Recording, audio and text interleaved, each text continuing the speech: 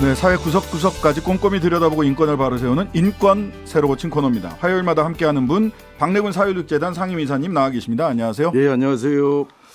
네, 한 두 가지 정도 오늘은 좀 얘기를 들어봐야 될 텐데, 민주유공자법을 제정하라. 사실 몇 년째 국회 출입할 때 보면 국회 앞에 피켓 들고 계신 어르신들, 저희 아버님 또래의 아버님보다도 더 저희 아버님보다 연세가 더 되시는 분들 계시는데, 장남수 아버님 그 육아협 회장님인 장남수 회장님이 그 연세에 단식을 시작하셨다고요? 예, 오늘 이제 83세신데요. 오늘부터 단식 농성을 좀 들어갔고요. 그다음에 이제 그 뒤에 이제 이어서 하시는 분들이 85세 되시는 어머니들이 그 다음에 대기하고 있고요.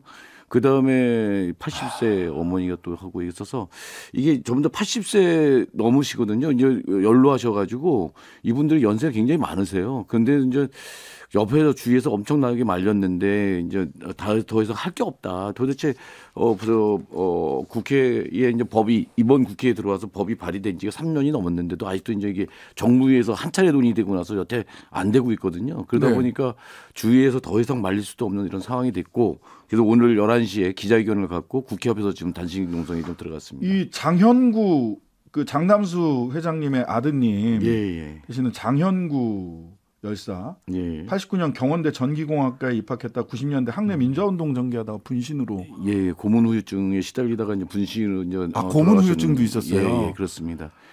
아이고. 근데 이런 분들이 보훈법상으로는 그 소위 일반적인 민주화운동 같은 경우 아예 아예 보훈 대상자가 되지 않는다. 이제 보훈 대상자가 이제 세 부류로 나눌 수 있는데요. 독립운동가, 그리고 이제 참전용사, 그다음에 민주화운동 했던 분들인데, 민주화운동 했던 분들은 지금 4.19 때 하고 5.18 요 두 구적이만 되고, 그 뒤에 이제 개별적으로 이렇게 하신 분들이잖아요. 민주화운동 하다가 돌아가신 분들, 뭐 이런 분들에 대해서는 민주화운동 관련자라고 이렇게 좀 되만 있고, 민주유공자로 이제 보훈을 못 받고 있는 거죠. 그래서 이제 계속 유가족들이 얘기하는 게 명예를 회복하자. 명예를 왜 관련자가 뭐냐. 민주화운동 유공자로 이렇게 예우해달라라고 하는 요구를 계속 하고 있는 거죠.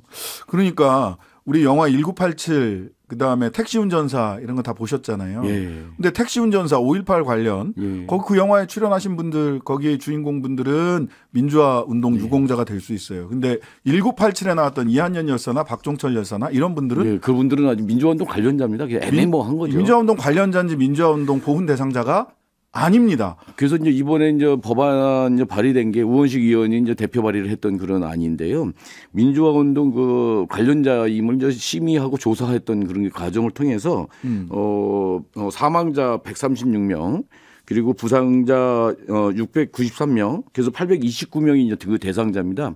그분들에 대해서 예우를 해달라고 하는 이런 거거든요. 그러니까 뭐 많지도 않습니다. 829명이고 뭐 그러면 그렇게 많은 수도 아닌데, 이분에 대해서 계속 이제 국힘당에서 이제 반대를 하고 이렇게 되는 거예요. 그러니까 국민의힘 쪽에서는 일관되게 주장하는 거니까요. 뭐 셀프 보상법이다. 운동권 세습법이다. 운동권 세습법이다. 근데 진짜 그게 어머님 아버님들한테 자식들이 어떻게 거꾸로 역세습이 되나요? 어떻게 되는 겁니까? 그러니까 그게 말이 안 되는 거거든요. 이제 그때 이제 돌아가신 분들, 이분들이 대부분 가장 많은 사람들이 저 20대 미혼으로 돌아가신 분들이거든요. 박종철, 이한열 전부 다 그래요. 세습할 후손이 없습니다. 그 부상자들은 지금도 그 고통스러움을 당하고 있잖아요. 그러니까 이분들에 대해서 그냥 국가가 그 사실 먼저 나서서 보호를 해주고 그래야 되는데 뭐 이런 거거든요. 그러니까 셀프 특혜고 무슨 운동권 세습이다, 신분 세습이다라고 하는 건 말이 안 되는 이 왜곡된 이런 건데, 이게 지금 하면서 막고 있는 상황이고, 국힘당이 여기에 응하지 않으니까 민주당이 거기서 심의를 못 하고 있다 그러는데, 민주당도 좀 답답하죠. 이런 부분들에 대해서 좀 의지를 갖고 이게 좀 법안이 이제 심사될 수 있도록 이게 좀 해줘야 되는데 그게 상당히 부족한 것 같습니다. 우선 아버님 그 장남수 회장님 여든이 넘으셨는데 건강 해치지 않았으면 좋겠고요. 오늘 아침 그 기자회견에 가서 보면 진짜 마음이 아주 착잡합니다. 복잡한 거죠. 그리고 릴레이로 하신다는 또 여든 넘으신 어머님들 자식 앞세워 보내고 민주화운동 과정에서 자식 앞세워 보내고 지금 이 연세에 명예를 회복하게 해달라, 뭐 돈을 달라는 것도 아니고 훈장 달라는 것도 아니에요. 명예 회복하게 해달라. 민주화운동 관련자가 아니라 민주화 운동 유공자로 예우해달라라고 하는 이 목소리를 왜 국회가 아직까지도 20년이 넘도록 거부하고 있는지. 세습도 아니고 특혜도 아니고 셀프도 아닙니다. 6월 달까지 계속 단식을 이어가시겠다. 6월 달까지 끝장을 보겠다라고 하는 건데 6월 달이 아니라 이제 그 전에라도 빨리 국회에서 심의가 돼서 법이 제정이 되기를 좀 바랍니다. 예. 자, 이번 주 일요일이 4.16 구주기입니다. 예. 세월호 참사 구주기인데요. 이틀 전에 선상 추모식 열렸고. 예. 지금 해상에 나가면 사고 지점에 세월이라고 해가지고 세월이라는 글자가 노란색 바탕에 세월이라고 해서 있는 부표 하나가 떠 있을 뿐입니다. 그러니까 안산에서 이제 그때 새벽 2시에 버스 타고 이제 간 거거든요. 그럼 거기서부터 목포까지 최소 5시간입니다. 네. 그 다음에 다시 이제 목포에서 그 침몰 현장까지 배 타고 3시간 들어가야 돼요. 그리고 단 30분에 선상 추모식을 하고 돌아오는 거거든요. 네. 이런 아주 고된 여정이죠. 그래서 이제 목포 신앙이 또 와가지고는 이제 그 세월호 선체를 좀 돌아보고 그리고 이제 올라오는 그런 고된 여정이었는데 거기 갈 때마다 상당히 착잡합니다. 지금 물결이 그쪽에는 물결이 대체로 검푸르스름하거든요. 네, 검은 물결이 그냥 출렁대는 데서 노란 부표 하나만 흔들리고 있는 상황이에요. 네. 침몰 현장이라고 해서 무슨 다른 뚜렷한 무슨 뭐 이렇게 표식이 있거나 이러지도 않은 그런 거죠. 그런데 거기 또 가면은 여기가 이제 2017년 3월 31일까지 세월호가 거기 가라앉아 있었던 이런 곳이잖아요. 예, 그렇죠. 이제 이러다 보니까 그때의 마음들이 이제 복잡하게 이제 올라오게 되고 굉장히 먹먹한 이런 상황이 되고 근데 사실 이제 유가족들이 그런 것들 가서 볼 때마다 거기 가서 국가골 던지고 이렇게 하는데 그래서 참 유가족들한테 잔인한 이런 것 같다는 생각이 좀 들죠. 그래서 그분들이 이제 거기서 여기가 내 자식이 죽은 내 아이들이 죽은 뭐 이런 곳이다라고 하는 또 뭐 오늘 일반인 유가족들도 이제 갔으니까 일반인 희생자 유가족들도 갔으니까 아니면 아버지가 돌아가셨든 어머니가 돌아가셨든 그런 현장이잖아요. 뭐 이런 곳이니까 상당히 참 마음이 복잡하죠. 네. 최근에 이 선상 추모식에 유가족뿐만 아니라 네. 생존 학생들도 왔다고 하는데 그 중에서 예, 이번에도 생존 학생이 왔었죠. 예. 참사 당시 단원고 2학년 학생이었던 유가영 씨. 예. 뜻밖의 사고로 언제든 죽을 수 있다는 공포, 극심한 외상 후 스트레스 장애에 시달리셨다가 예. 바람이 되어 살아낼게라고 하는 책을 출판을 했다고요. 9년 동안 썼던 일기를 바탕으로 해서 좀 이게 좀 얇기는 하더라고요. 한 150페이지 넘는 그런 얇은 책이긴 한데 그걸 쭉 다 봤습니다. 그래서 자기가 겪었던 이런 것들을 거기다 담담하게 적었고 이게 전문 어떤 글 쓰는 사람은 아니기 때문에 이렇게 이제 모든 걸 다 담아내기 참 어려웠었던 것 같아요. 그런데 이제 그 행간에 이렇게 읽히는 부분이 좀 있습니다. 네, 좀 소개해 주시죠. 얼마나 저기 했을까. 이 친구도 실미 상담을 받고 이제 그러지만 어느 날 이렇게 보니까 자기도 모르게 이렇게 자해를 하고 있다라는 거예요. 본인이. 예. 근데 가족들 모르는데 안쪽에다 이렇게 하고 있더라는 거죠. 예. 뭐 이러면서 그런 상황에 이제 빠지고 그런 게 있는데 이거는 이 친구 이 사람만이 아니라 다른 사람들이 계속 겪은 생존자들이 다 겪는 이런 문제들이에요. 네. 이게 트라우마죠. 네. 뭐 이런 게 있었고 하는데 근데 이 사람은 이제 유가영 씨는 이 자기 트라우마에 갇히는 걸 거부하면서 끊임없이 거기서부터 탈출하려고 정말 노력을 해요. 그래서 가족으로부터 독립한 생활을 좀 하게 되고 그리고 이제 저쪽에 뉴질랜드 워킹 홀리데이 이거 나가서 또 이제 생활하면서 이런 낯선 생활로부터 하는데 이게 이제 뭐냐면 한국에 있으면 단원고 출신이라고 하는 이 낙인 효과가 있거든요. 이런 거가 공포스러운 거예요. 거기서 또 이제 피하는 거였던 거죠. 왜 우리 사회가 그거를 그러니까요. 낙인으로 취급을 하는지 정말 그래서 어느 고등학교 나왔냐라고 하는 얘기를 말을 못 하고 뭐 이러는 거고요. 고등학교 이제 마지막 이제 3학년 다닐 때까지는 이 단원고등학교 교복도 못 입고 다니고 그랬었던 거예요. 뭐 이러니까 이게 이제 이런 게 이제 공포스럽고 막 이렇게 되고 하니까 이제 여기서 피하려고 이제 이렇게 나가고 이제 그러면서 다행스러운 게 그거를 이제 많이 극복해 가면서 다른 삶에 대한 것도 좀 희망도 꿈꾸고 뭐 이러는 걸로 그 과정들이 쭉 했는데 너무 참 어리다 하면 어리다랄까 젊은 그 사람들이 그 시간을 견뎌내는 것 이런 것들이 거기 잔잔하게 이렇게 좀 해서 한번 좀 같이 다 보셨으면 좋을 것 같습니다. 예, 저는 이제 그 소개에 되어 있는 것 중에 눈에 띄는 것이 본인이 그런 소위 자해를 할 정도로 그런 고통, 심리적 고통이 있었는데 운디드 힐러, 상처 입은 치유자. 네.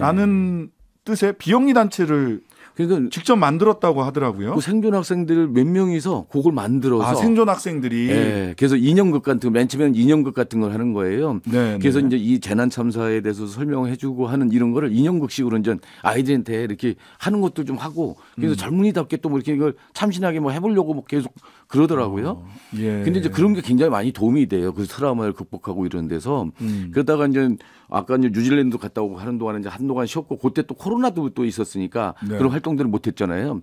근데 이제 지난번에 이제 동해안 산불 나고 그럴 때 거기 가서 이제 이 학생들이 가서 자원봉사를 자원봉사를 하는 거죠.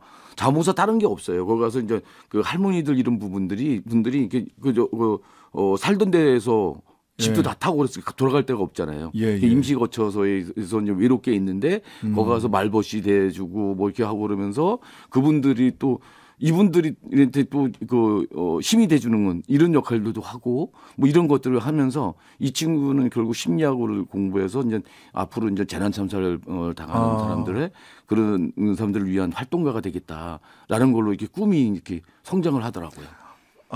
이렇게 혼자서 자기도 모르게 자해했던 상태에서 운디드 힐러 그래서 재난구호 활동가가 되겠다라고 이렇게 성장해 가는 동안에 우리 사회가 이 청년에게 어떤 도움을 줬을까 되돌아보게 됩니다. 또 생존 학생 중에 이제 장혜진 학생 사례는 많이 알려져 있는데 이 친구는 이제 이 세월호 참사를 겪고 나서 자기 꿈이 바뀌어갖고 응급구조사로 활동을 하고 있어요. 그러니까 자기네들이 만약 응급구조를 제대로 받았다면 사람들이 많이 살아날 수 있는 거죠. 이태원 참사나 이런 때도 그렇잖아요. 뭐 이래서 그런 역할을 하겠다라고 해서 응급구조사가 됐다든지 이러면서 좀 하고 있는데 근데 또 꼭 이렇게 이제 잘 극복해 나가고 이렇게 하는 사람들도 있지만 아직도 거기에 gat혀 있는 사람들이 있어요.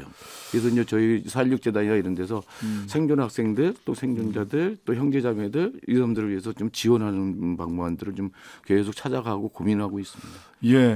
잘된 이렇게 스스로를 극복한 운디드 힐러가 되신 분들 응원하고요. 그다음에 그렇지 아직은 자기 그 상자 안에 갇혀 계신 분들 어떻게 우리가 함께 살 수 있을지 계속 고민해야 될 것 같습니다. 이번 주 일요일 날 추모식이 있습니다. 이번 주 이제 주말에 인천에서도 있고 안산에서도 있고 추모 문화제도 있고요. 그 4월 16일 그 참사 당일날 구주기 당일날은 11시에 안산 인천 추모관에서 이제 추모식이 있고요. 그리고 오후 3시에는 안산 그 화랑유원지 앞에는 이제 인천 추모관 앞에서 있고요.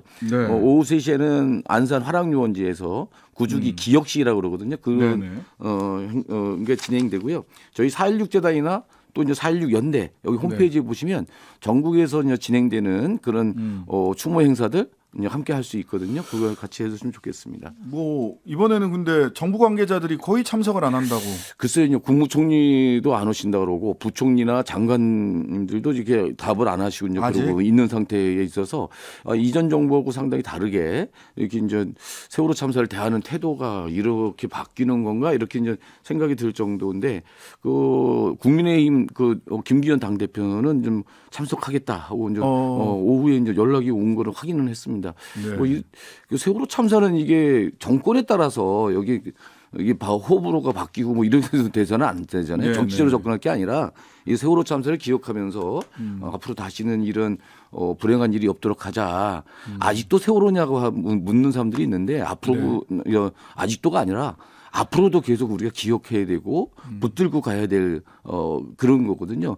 이걸 기억을 한다고 하는 거는 다른 재난 참사를 갖다가 막기 위한 이런 것일 수도 있기 때문에 지금 아직도 세월호냐 지긋지긋하다 이러지 마시고 앞으로도 계속 세월호 참사 기억해 주시고 함께 했으면 좋겠습니다. 네.